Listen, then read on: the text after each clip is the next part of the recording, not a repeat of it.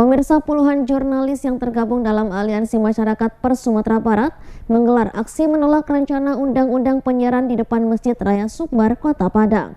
Aliansi Masyarakat Pers Sumbar yang tergabung dalam berbagai organisasi pers di Sumbar ini menilai revisi undang-undang penyiaran tentang karya jurnalistik investigasi bisa membungkam dan menghambat kebebasan pers. Pada masyarakat, kita tidak akan bisa lagi menyaksikan berbagai kasus, berbagai persoalan. Sejumlah wartawan tergabung dalam Aliansi Jurnalis Sumatera Barat melakukan aksi unjuk rasa di depan Masjid Raya Sumatera Barat.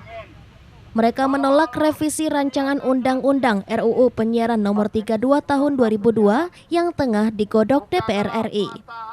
Puluhan massa yang melakukan unjuk rasa itu tergabung dari 4 organisasi, diantaranya Aliansi Jurnalis Independen atau AJI Padang, Ikatan Jurnalis Televisi Indonesia IJTI, Persatuan Wartawan Indonesia PWI, dan Pewarta Foto Indonesia PFI.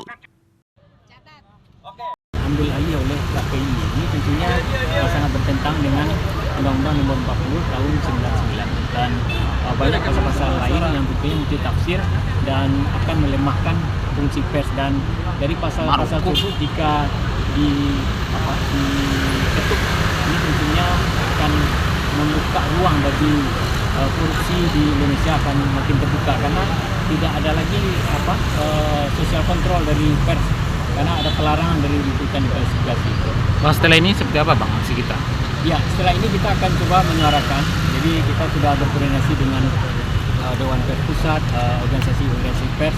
Kita juga akan mendatangi sejumlah anggota DPR RI maksudnya, terutama Komisi 1, supaya kita bergerak bersama dalam merevisi undang-undang ini karena jika ini diketok palu ini tentunya akan membawa kemunduran dari pers itu sendiri.